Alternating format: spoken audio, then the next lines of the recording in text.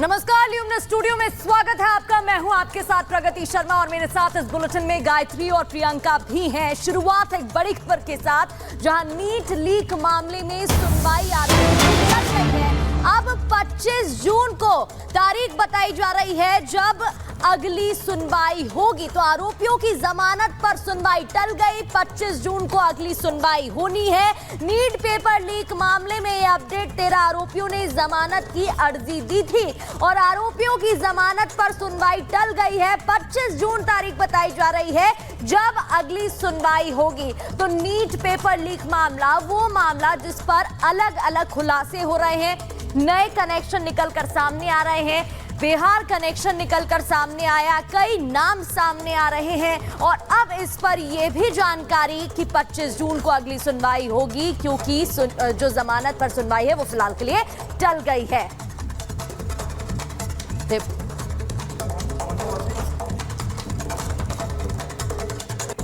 तो NEET paper leak मामला जिसमें रोज नए नए खुलासे हो रहे हैं, कई संदिग्धों को पूछताछ के लिए भी हिरासत में लिया गया है। उनकी तरफ से भी कई कबूलनामे सामने आए हैं, जिससे ये साफ हो जाता है कि नीट पेपर लीक मामले में एक बड़ा नेक्सस काम कर रहा था।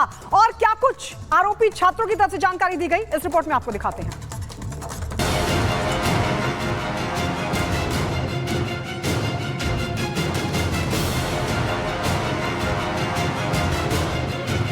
नीट पेपर लीक को लेकर रोज नए खुलासे हो रहे हैं। रोज पूछताछ में नए किरदारों की भूमिका पर से पर्दा उठ रहा है और सामने आ रहा है कि नीट से जुड़े पूरे नेक्सस का खेल क्या है। पहले सिकंदर यादवेंदु, उसके बाद किंगपिन अमित आनंद और नीतीश कुमार के कबूलनामे के बाद ये साफ हो गया था कि कैसे इस पूरे खेल की सेटिंग, कैसे बच्चों तक पेपर पहुंचाया गया। लेकिन अब छात्र आयुष राज और उसके पिता अखिलेश ने जो बताया, वो जानकर सब हैरान हो चुके हैं। पूछताछ में छात्र आयुष राज ने बताया, मैं नीट की तैयारी के लिए कोटा गया था। मेरे पिता ने मुझे कोटा से वापस आने को कहा। पिता ने कहा परीक्षा पास कराने की सेटिंग हो गई है।